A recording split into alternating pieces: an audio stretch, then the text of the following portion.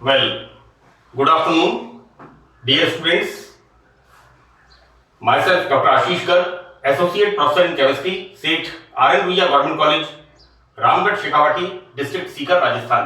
बच्चों, हमने BSc part second organic chemistry में एक टॉपिक है एल्डिहाइड एंड कीटोन्स, ये स्टार्ट किया हुआ है and this is the 18th part, ये इसका 18वां भाग है। देखो बच्चों, हमने 17th पार्ट में इलेक्ट्रोफिलिक रिएक्शंस के बारे में पढ़ा था और मैंने आपको ये बताया था कि इलेक्ट्रोफिलिक रिएक्शंस कुछ ही रिएक्शंस होती हैं।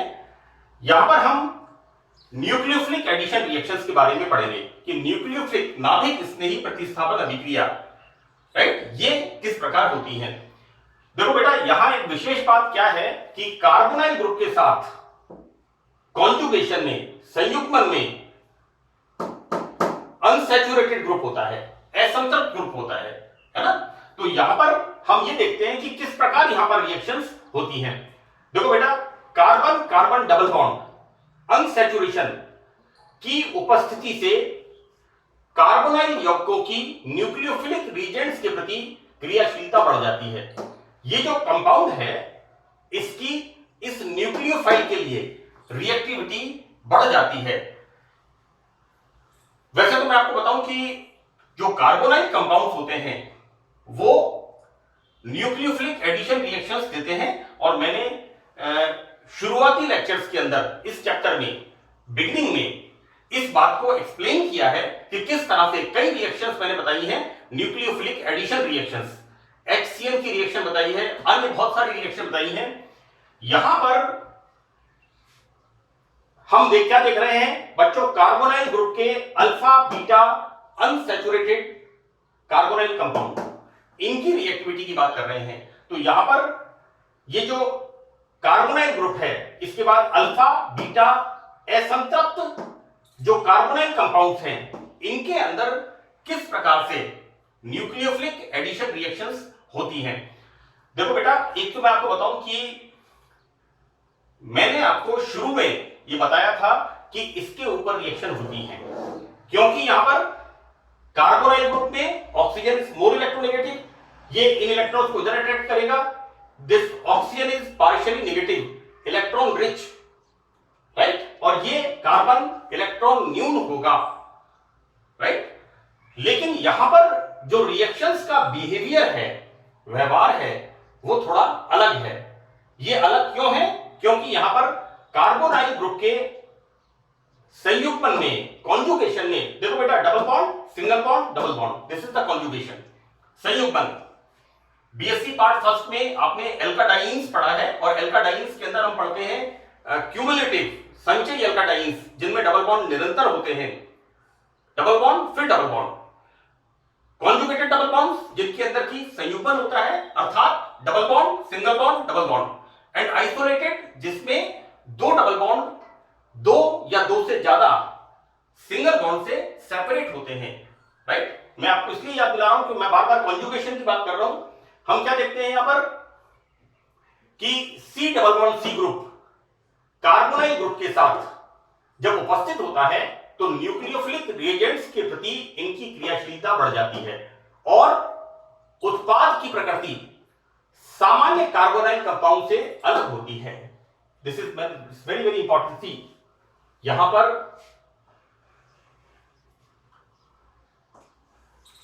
ये जो लाइन मैंने लिखी है, हमारी जो कॉमन रिएक्शन है कार्बोनाइल कंपाउंड्स की, उनसे इसका नेचर डिफरेंट होता है।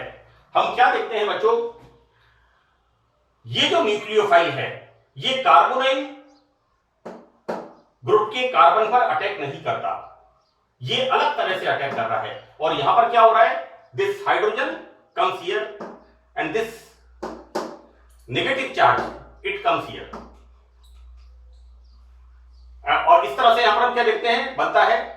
मैं इसको आगे एक्सप्लेन करूंगा कि यहां पर मैंने एरो लगा के बताया है कि कार्बोनाइल ग्रुप के ऊपर रिएक्शन नहीं होकर के रिएक्शन कहां पर हो रही है, इस असंतृप्त कार्बन कार्बन बंध पर यह अभिक्रिया होती है। और किस तरह से होती है मैंने एरो लगा के बताया। ये साइनाइड इस कार्बन पे आएगा और ये H इस कार्बन पे आएगा and formation of this product CH3 CH CH3 C। CH3, CH3C, and this CN. CN, then this is single bond, right? Single bond, CH, यहां पर हाइड्रोजन जुड़ेगा. Next, keto and CH3. This is बच्चों cyano substituent है हमारा. C पहले आता है, M बाद में आता है. This is 4 cyano 4 methyl pentane 2 one या 2 pentanone. Is the same thing. यहां पर एक और एग्जांपल मैंने लिया है फ्यूमेरिक एसिड का. तो बेटा देखो, फ्यूमेरिक एसिड में जब रिएक्शन होती है अमोनिया की, तो यहां पर रिएक्शन में क्या हो रहा है कि ये NH2 group, this is the nucleophile, ये एडिशन रिएक्शन किस तरह हो रही है, ये NH2 ग्रुप इस कार्बन पे जाता है और ये H इस कार्बन पे जाता है, right? And formation of this, देखो बेटा ये मैंने कई बार बताया है,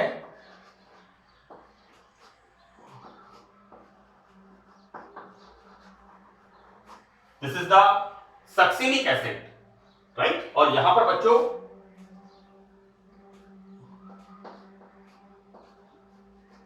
NH2 group, C, carboxylic acid, CH, NH2, then CH2, COH, right? This is what we can say. This is amino succinic acid. इसके रेस्पेक्ट में अल्फा हम कह सकते हैं this is alpha amino succinic acid, right? और aspartic acid. Remember this thing. निम्न का संश्लेषण कैसे करोगे? एस्पार्टिक एसिड, ये रिएक्शन इंपॉर्टेंट है. This is the nucleophilic addition reaction. यहां पर फॉर्मेशन ऑफ एस्पार्टिक एसिड, ये रिएक्शन इंपॉर्टेंट है. It's a sort of amino acid. Aspartic acid is a amino acid. It's a part of amino acid. Now यहां पर nucleophile का addition carbon double bond carbon, यानी ये जो carbon carbon unsaturation है यहां पर होता है, ना कि कार्बोनाइल ग्रुप पर. जैसा कि मैंने बताया, मैंने इससे पहले जितनी भी रिएक्शंस बताई हैं उन सब रिएक्शंस में क्या बताया है कि जो न्यूक्लियोफाइल है वो कहां पर अटैक करेगा? इस कार्बन पर. क्योंकि ये कार्बन कैसा होता है? इलेक्ट्रॉन डेफिशिएंट, इलेक्ट्रॉन न्यून होता है due to polarity of this bond. These electron attract here so that this carbon is electron deficient. ये इलेक्ट्रॉन न्यून होगा क्योंकि ऑक्सीजन की इलेक्ट्रॉन नेगेटिविटी ज्यादा होगी, तो ये इलेक्ट्रॉन इधर अट्रैक्ट होंगे. तो यहां पर न्यूक्लियोफाइल का addition carbon double bond carbon पर होता है, ना कि इस ग्रुप पर. तो ये मैंने लिखा है, ये एक असामान्य स्थिति है. It is a abnormal feature. यानी यहां पर जो प्रोडक्ट मिलता है वो नॉर्मल प्रोडक्ट नहीं होके we got a abnormal product. Reaction is different, हमें डिफरेंट प्रोडक्ट यहां पर प्राप्त होता है. तो बच्चों यहां पर कार्बोनाइल ग्रुप की इलेक्ट्रॉन अट्रैक्टिंग नेचर होने के कारण बीटा कार्बन एटम धनावेशित हो जाता है. सी बेटा देखो, इसकी इलेक्ट्रॉन अट्रैक्टिंग नेचर है, दिस कार्बन इज इलेक्ट्रोपॉजिटिव. अब यहां पर these bond shifted here. See commonly क्या होता है, यहां पर मैं आपको ये जो लिखा है मैंने, इसका मतलब क्या है? These bond shifted here, deficiency comes here, न्यूनता यहां पर आएगी. तो क्या होगा?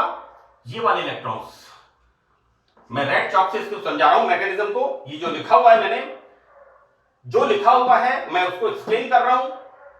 क्यों ऐसा होता है? क्योंकि कार्बोनाइल ग्रुप की इलेक्ट्रॉन अट्रैक्टिंग नेचर होने के कारण बीटा कार्बन, अब बच्चों इसके रेस्पेक्ट में ये अल्फा और ये बीटा. क्लियर? यहां पर देखो मैंने लिखा है कि बीटा कार्बन एटम धनावेशित हो जाता है. तो कैसे धनावेशित होगा? ये इलेक्ट्रॉन इधर अट्रैक्ट होंगे so that these electron shifted, you know, these pi bond double bond is in conjugation with keto group, संयुग्मन में होता है, धनावेशित हो जाता है. परिणाम स्वरूप न्यूक्लियोफाइल का अटैक कार्बोनाइल कार्बन पर नहीं होता, बल्कि C डबल बॉन्ड C के कार्बन पर होता है. बच्चों देखो, मैंने आपको बताया कि किस तरह से ये साइनाइड इस कार्बन पर अटैक कर रहा है. ये NH2, this is again a nucleophile, ये न्यूक्लियोफाइल इस कार्बन पर अटैक कर रहा है. इस चीज को मैंने यहां पर अच्छी तरह से एक्सप्लेन किया है कि यहां पर अटैक कार्बोनाइल कार्बन पर के कार्बोनाइल कार्बन के कार्बोनाइल ग्रुप के, this is the group, carbonyl group के कार्बन एटम पर नहीं होता, बल्कि C double bond C carbon पर होता है। लेकिन अल्फा बीटा अनसैचुरेटेड एल्डिहाइड्स में योग अधिक सक्रिय कार्बोनाइल ग्रुप पर होता है। हम बेटा देखते हैं कि अल्फा बीटा C, ये तो बात हो गई हमारी कीटोन्स की, ये तो बात हो गई हमारी कीटो ग्रुप की जो हमने बात की है। अब यहां पर हम बताते हैं कि जो अल्फा बीटा अनसैचुरेटेड एल्डिहाइड्स हैं, दिस इज द एल्डिहाइड, यहां पर this is alpha and beta, यहां पर फिर एक अलग बात हो रही है।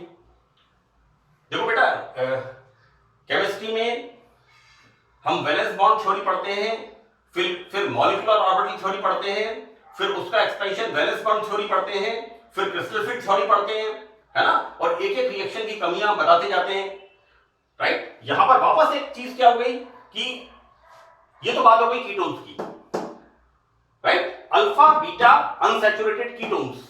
अब हम आते हैं यहां पर एल्डिहाइड्स की बात करते हैं कि अल्फा बीटा अनसैचुरेटेड एल्डिहाइड्स में ये जो एडिशन रिएक्शन होती है, this is nucleophilic addition reaction, ये बेटा यहां पर अधिक सक्रिय कार्बोनाइल ग्रुप पर होती है, यानी यहां पर नहीं होकर के यहां पर, अब इसको देखते हैं किस तरह से होती है, वी सी द मैकेनिज्म, इसकी क्रियाविधि को हम देखते हैं कि किस तरह से अल्फा बीटा अनसैचुरेटेड एल्डिहाइड्स के ऊपर न्यूक्लियोफिलिक एडिशन रिएक्शन होती है। See, this is the nucleophile, right.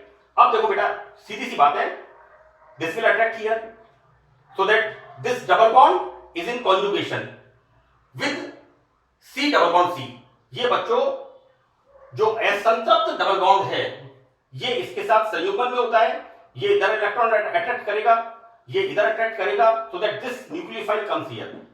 अब यहां पर क्या पॉसिबिलिटी है, देखो बेटा, इससे क्या बनेगा, C, यहां पर Z आ गया, Z, this is single bond, then double bond, उसके बाद C single bond O, this is the negative, this is the anion, right. अब देखो बेटा, इस एनायन में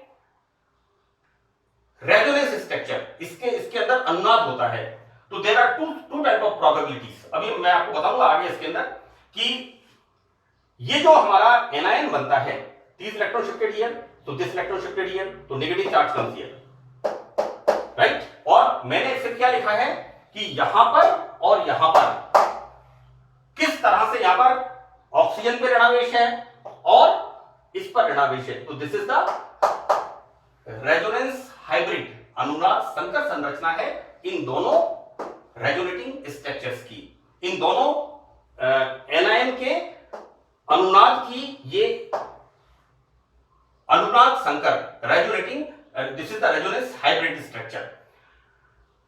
कहने का मतलब यहां पर यह है कि there are two type of probabilities, either here और हियर, यानी कार्बन पर भी हो सकता है और इस पर भी हो सकता है, सी, हियर एंड हियर। देखो बेटा, यहां पर ये intermediate ion, this is the, है ना, मैंने बीएससी पार्ट फर्स्ट में कहा था allylic, you know, allylic, this is not allylic, यहां C single bond C single bond O, यहां पर इस तरह से डॉटेड लाइन से मैंने दिखा रखा है इसको, right, this is the A9. तो यहां पर बच्चों ये जो एनाइन होता है ये स्टेबल होता है, क्योंकि यहां पर सबसे इंपॉर्टेंट चीज क्या है, ऑक्सीजन के ऊपर पार्शियली नेगेटिव चार्ज होता है। बेटा देखो, इस पूरे के अंदर, इस पूरे आयन के अंदर, या इस पूरे आयन में क्या हो रहा है कि ऑक्सीजन सबसे पावरफुल एलिमेंट है ना, तो ये स्ट्रक्चर, ये इंटरमीडिएट स्टेबल होता है, और स्टेबल क्यों होता है, क्योंकि यहां पर ऑक्सीजन के ऊपर ऋणावेश होता है, ठीक है ना। सेकंड स्टेप में क्या होता है कि इन द सेकंड स्टेप कि ये इंटरमीडिएट आयन विलायक से प्रोटॉन ग्रहण करके प्रोडक्ट बनाता है, सी। ये जो बनता है हमारे पास, देखो बेटा, एक स्ट्रक्चर, मैं इसको नोट कर देता हूं, this is the structure first and this is the structure second. तो this is the structure first and this is the structure second. अब और भी ज्यादा क्लियर हो जाएगा हमें कि स्टेप सेकंड में ये जो इंटरमीडिएट बनता है ये विलायक से प्रोटॉन ग्रहण करके उत्पाद बनाता है। ये दो उत्पाद बनते हैं बच्चों, एक उत्पाद बनता है इनोल फॉर्म और एक उत्पाद बनता है and the other product is keto form, right. यहां पर प्रोटोनेशन ऑक्सीजन एटम पर भी हो सकता है और प्रोटोनेशन कार्बन पर भी हो सकता है। सी, यहां पर भी हो सकता है और यहां पर भी हो सकता है, तो दोनों तरह की पॉसिबिलिटीज हैं। एवं दोनों स्थितियों में बने हुए उत्पाद टॉटोमेरिज्म द्वारा, चला वयवता द्वारा, बच्चों आइसोमेरिज्म में टॉटोमेरिज्म, चला वयवता, जिसमें कीटो से इनोल एंड इनोल से keto, right. Tautomerism as a phenomena by which a single compound exists two or more readily interconvertible structures that differs markedly with the relative position of hydrogen। यहां पर बच्चों this bond shifted here, so it comes here, formation of this। यहां पर बच्चों क्या हो रहा है, बेसिकली मैं आपको बताऊं, this bond shifted here like this, so this proton comes here, formation of this, and again when this bond shifted here, so that this goes here like this। C double bond C OH, it's a tautomerism, चला वयवता द्वारा एक दूसरे में अंतर परिवर्तित inter conversion में होता है। परिणाम स्वरूप दोनों का मिक्सचर मिलता है। किस किस का, इनोल फॉर्म का एंड कीटो फॉर्म का मिक्सचर हमें मिलता है। और बेटा इसके अंदर जो हमारा मेन प्रोडक्ट होता है, इसके अंदर जो मेन प्रोडक्ट होता है दैट इज कीटो फॉर्म हमें मिलता है। तो हम देखेंगे यहां पर स्ट्रक्चर फर्स्ट, इसके साथ सॉल्वेंट से प्रोटॉन ग्रहण करके we got the product here, this is structure। Solvent से प्रोटॉन लेकर के formation of this and both are interconvertible. चला वयवता के द्वारा ये दोनों उत्पाद आपस में अंतर परिवर्तित होते रहते हैं। इंटर कन्वर्जन, इसको अंतः मत लिखना, अंत्य का मतलब होता है इंट्रा, इंट्रा मतलब with in A molecule.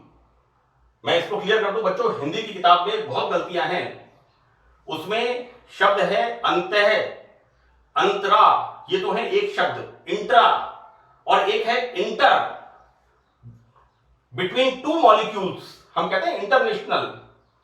India and Pakistan का मसला इंटरनेशनल, लेकिन इंडिया में दो स्टेट का मसला intranational, within the country, एक देश का मामला है। This is the international, right, this is the intermolecular, keto enol चला वयवता। So that's all in this lecture. Thank you very much.